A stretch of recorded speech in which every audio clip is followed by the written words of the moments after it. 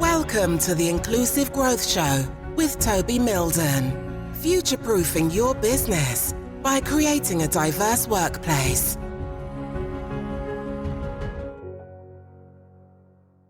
Hey there, thank you ever so much for tuning into this episode of the Inclusive Growth Podcast. I am Toby Milden, and today I'm joined by Patrick Penzo. Now, Patrick and I first connected on LinkedIn, as all good people seem to find each other. And Patrick and I are going to have a really interesting conversation because Patrick used to work for a company called Onfido.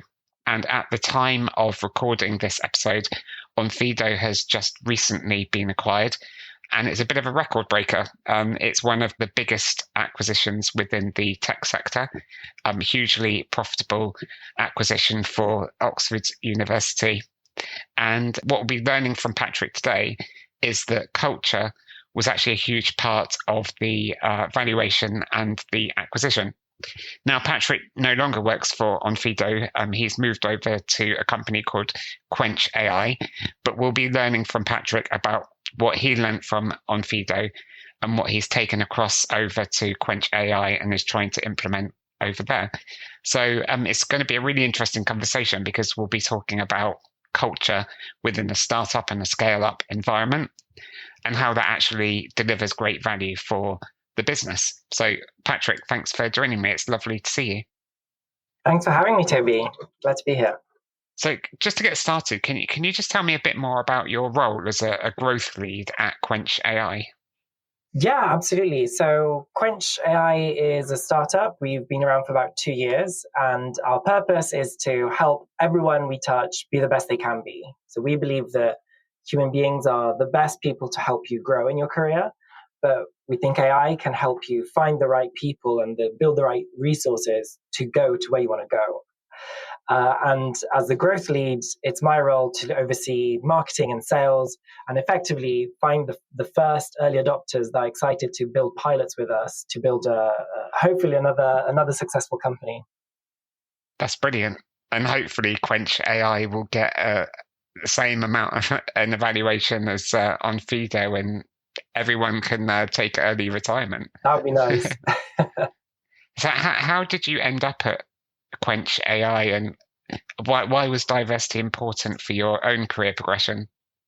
Yeah, I like to talk about my professional career in the context of belonging and authenticity. So I belonged to a very Catholic community where I grew up in Italy, in Venice.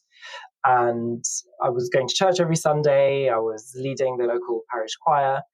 But I always felt a little bit like an outsider. And I basically couldn't wait to get out of Venice. And I was lucky enough to make it to Oxford University.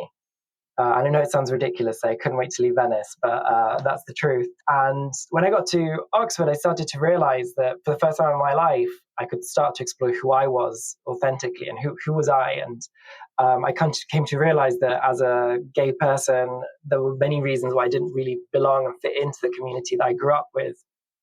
Fast forward to my first role at Onfido. For those of you who don't know what Onfido is, if you've ever opened a bank account with your smartphone or rented a car, when you take a photo of your driving license and a selfie, chances are you've been verified by Onfido. We made sure that you actually are who you claim to be. But when I got to Onfido, I was still so stuck in these prejudices that I built from the community I'd belonged to for a long time that I did not believe it possible for me to be my authentic self and be successful and thrive. So I just didn't think that I could belong and be authentically myself. Over the course of 5 years at Onfido, I kind of had to slowly unlearn that. So I started as employee number 10. So I was the first salesperson, I was the first queer person on the team. By the time I'd left, the company had raised hundreds of millions of pounds. I had worked in the United States, in Singapore, and in the UK, opening offices and winning some of our biggest customers. And as you've mentioned, Onfido is now being acquired, and it's the biggest return on investment for the University of Oxford from a student-led business. And I've been asking myself, what made it all happen? And that's why I'm here today, because I think it's a really interesting use case for people to hear about. That's cool. Now, I alluded to this in the intro, culture being a big part of Onfido's success. So what kind of projects did Onfido run to create that inclusive culture? Disruptive innovation happens in a place of psychological safety. So what I mean is disruptive innovation is at the heart of a startup and how you really generate value as a business.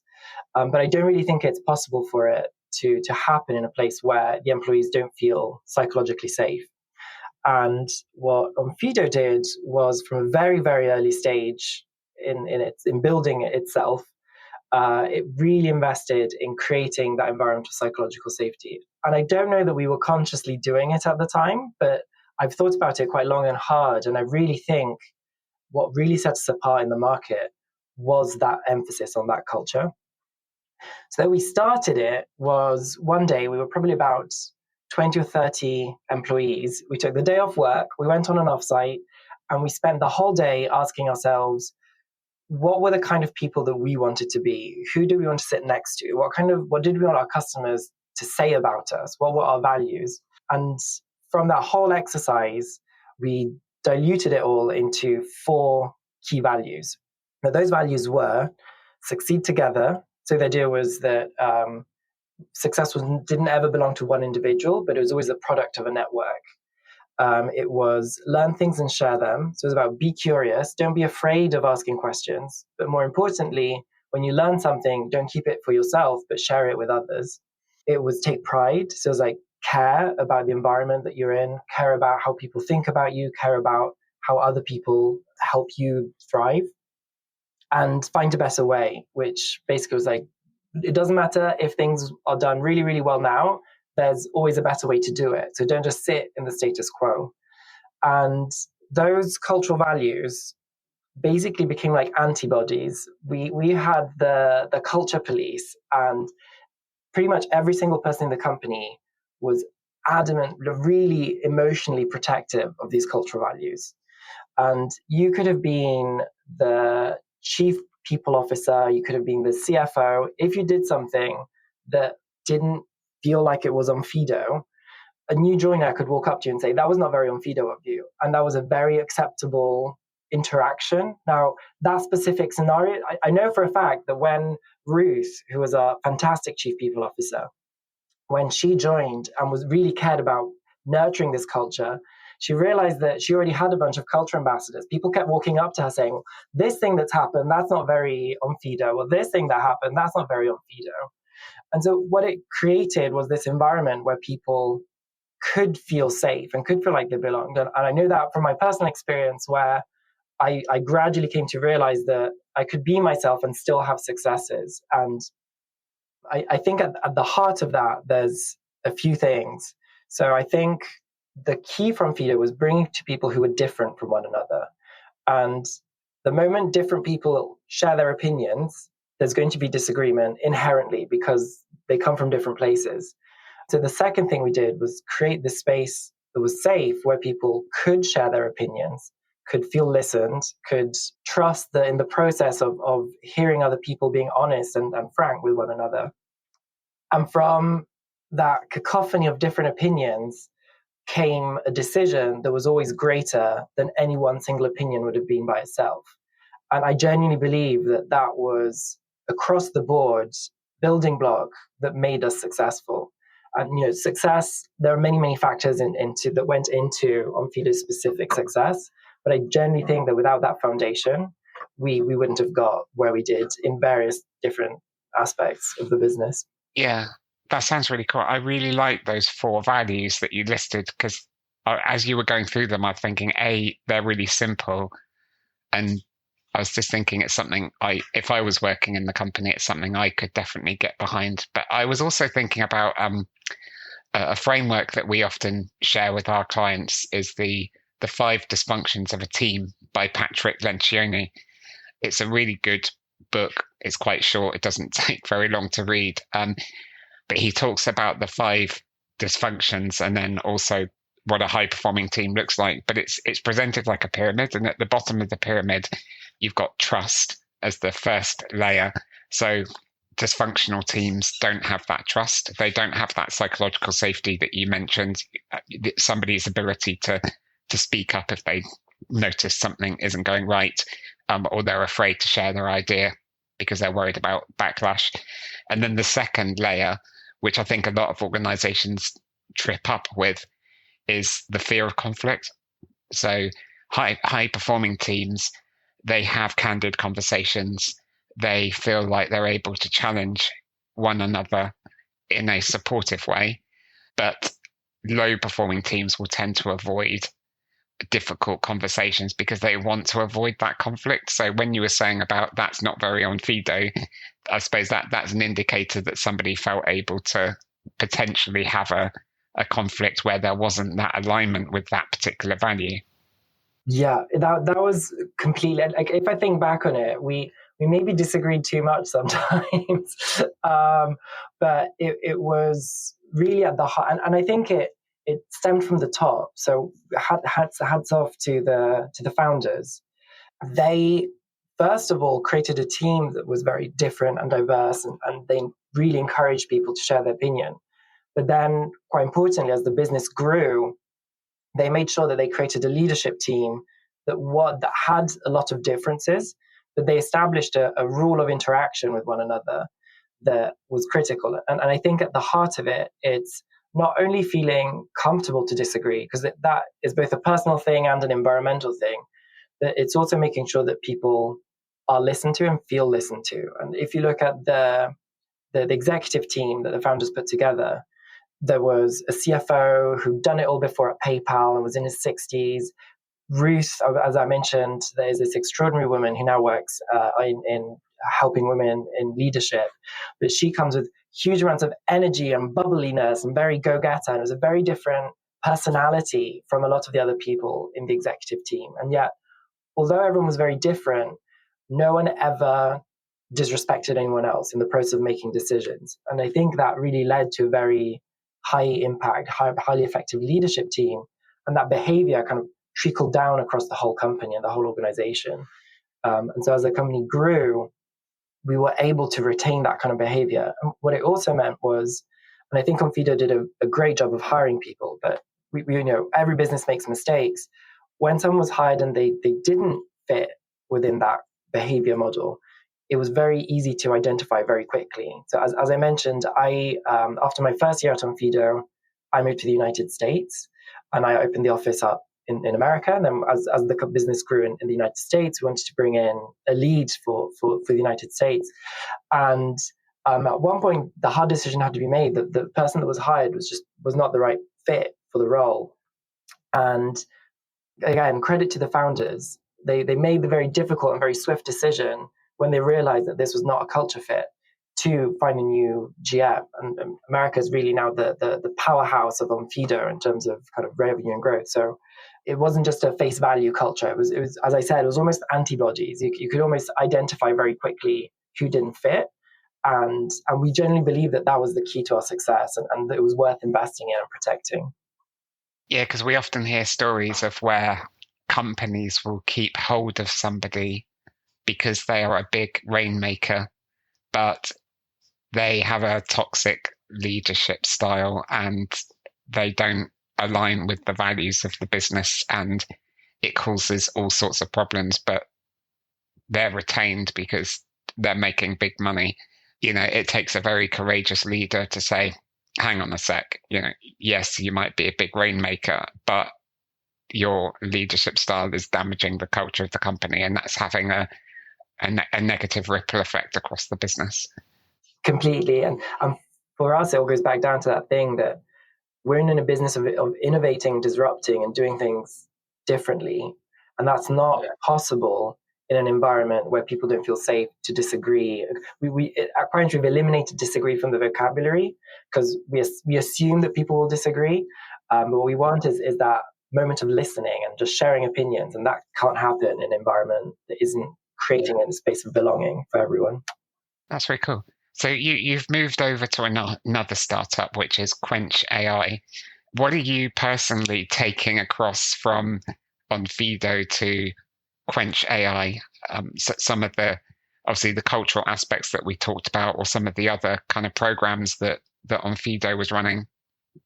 There are two aspects. So one is obviously, as I mentioned, we're only 2 years old, but we want to make this a very successful company. And so I'm really trying to work out what were the ingredients that I can replicate. And I think there's one thing that comes from Onfido. There's another thing that is new but is inspired by Onfido. So the thing that is the same is, again, understanding how can I create an environment of belonging where people can be their authentic selves. And that doesn't mean you have to be your 100% authentic in the workplace, but it needs to mean that you can feel comfortable being you, and bring yourself to work, feel like you belong, because I feel like in that kind of cultural environment, the magic happens effectively. So give people the freedom and the power. So at my team level, really driving that culture of disagreement. I think I came in and I had a team that was a little bit unsure about voicing their opinions, and so really giving them the space to do that, and fostering that disagreement, although we're not allowed to say that, because I think it's at the heart of working stuff out, because we don't know at the moment, right? The second thing that we're doing at a business level is making sure that we're creating a team that's very, very different from the ground up. And that means we've hired in different places. So the leadership team has people that come from slightly bizarre or unorthodox backgrounds. So one of the things that we're very proud of is that we've partnered with Blue Hope, which is an organization that helps refugees get employment in their new host countries. And in our case, we've hired a fantastic guy who's come from Afghanistan, and we're training him up as a software engineer. So he came in with a level of skill. We've invested time in upskilling him as well. He brings so much wealth, not only because he's really passionate and really wants to develop personally and to become a very successful software engineer, but also because he brings so many different perspectives that most of the people in the team haven't got, and it makes us all the richer for it. So those are two things we're investing in a lot, that kind of culture of safety, but then also the really making sure that when we go through an interview process, we find people that are in some way different from who's already in the team, and we push ourselves to find ways of sourcing candidates that bring something new and something different, so that there is disagreement, but in a good way, so we can listen to one another. That's really cool. What's your advice for a leader of a startup or scale up regarding equity, diversity, and inclusion? So I would ask them to start by asking themselves if they are authentic at work, because I have to say, hands up, for a long time I wasn't, and I had to ask myself why, right? And the second question is, if not, then why not? Why are you not feeling like you can be your authentic self in the workplace? Because if you aren't, then probably the rest of your team isn't either. The second thing I would then say is, if you feel like you absolutely belong, is that true of everyone around you? Does everyone else feel like they really belong in a way that they can both belong and be authentic? And then the third question is everyone feeling like they belong because they all have the same opinion and everyone's saying yes to the same things? Because that last one means that you're not creating an environment of disruptive innovation. You're creating an environment where everyone belongs, but it's not true psychological safety. It's an environment where people conform to this one environment. Yeah, it's that group think, isn't it? It's exactly the group thing. It's like I feel like I belong, but it's because everyone around me is just like me. I once worked with a HR director who said, I always thought that it was opposites that attract, but now I know birds of a feather flock together. Yes. Yeah, that's quite true, actually. It's very true. If you don't mind me asking, this is a bit of a personal question. You were saying that before you felt like you couldn't be your true, authentic self. What did that look like, and how did that impact you? So when I joined Onfido, I wasn't openly gay in the workplace, because I genuinely believed that if I told people I was gay, I was not going to be able to become a CEO, that I would not be able to progress.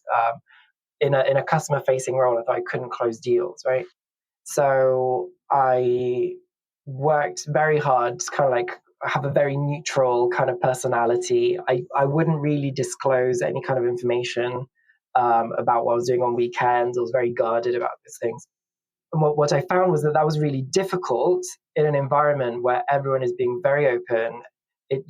in order to disagree and like share your opinions, you need to be vulnerable, and you need to feel like you can say what you want to say and feel like you can be vulnerable because people around you are. And so I realized that I was feeling uncomfortable not being vulnerable when people around me were.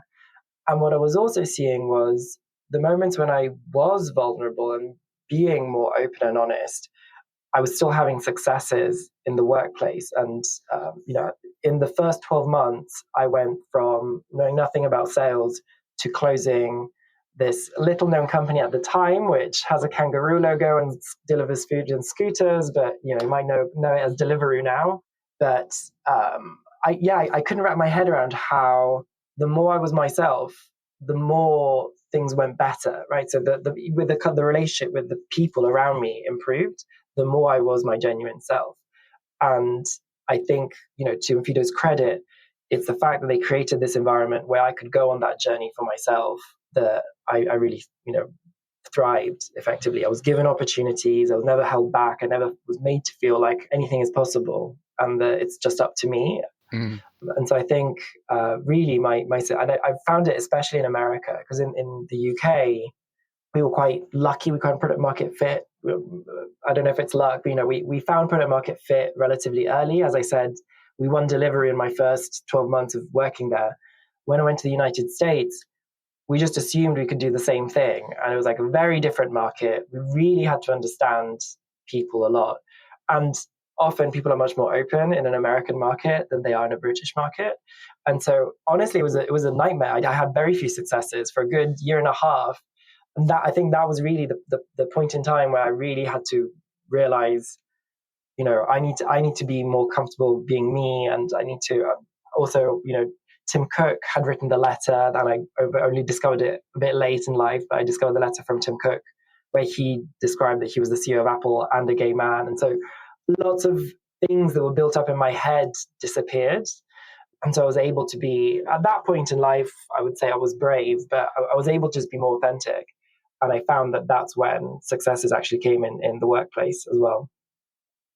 That's really cool. Thanks for sharing that story. And I think it goes to show how individuals can thrive when you work in an environment where you can bring as much of yourself to work as you want to or you choose to. Yeah. And if you thrive as an individual, then that's only good for the business. That will only help the business and the team prosper.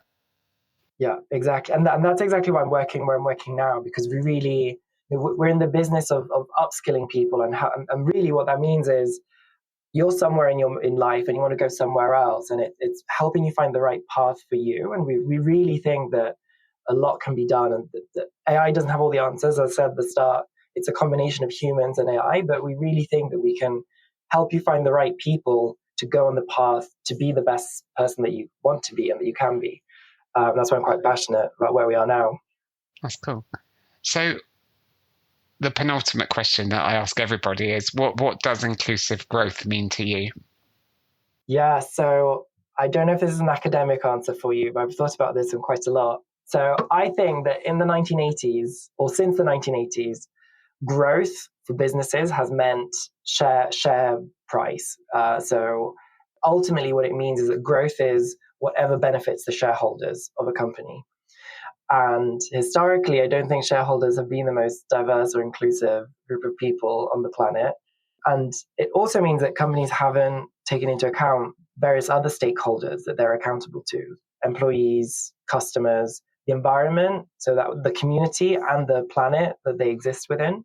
And I think that's why we're kind of seeing a lot of the results that we have today, kind of compensation of CEOs being disproportionately massive compared to employees. Let's not talk about the climate crisis. I think when you build a company where employees are like the market that they sell to, that business is going to better understand its customers and it's going to have a long-term better growth, right? And I think that's true also of a company that takes into account the environment that it exists within has a long-term growth trajectory that's much better than a business that doesn't take into account the costs of environmental crises disrupting their bottom line. In a very broad sense, inclusive growth is that sense of taking into account all the stakeholders that a business is accountable to, for ultimately much better long-term growth than like a short-term minded growth, which is what we've had for a while. Yeah, that's really cool. I like that kind of long-term thinking or planning that you're talking about there. Something that you said reminded me, I did a project once with a fintech organization, and they work with entrepreneurs, and the chief executive said to me that I think the penny drop for her was that she realized that their customer base was incredibly diverse. The world of entrepreneurship is quite diverse, and she was saying that it was important that the product team reflected the diversity of the end users, because they were able to build a better product. And if they built a better product, it would get into the hands of more entrepreneurs, and they would be, their business vision was to expand into markets outside of the UK as well. So there was a clear link there with mirroring the diversity of their end users and the growth of the business, which I found really interesting. Yeah, and it just makes sense. I mean, we as I said, we're at a startup that's not quite at that product market fit stage. We're constantly questioning, what do people want? How do we help people upskill? How does the business need this? Like, if we can't get into the minds of our customers, we're going to go nowhere. And I'm only one person with one perspective on the world. So the more the group is different, the more perspectives we can come to understand better and faster. And it all goes back to that psychological safety. Absolutely. Brilliant.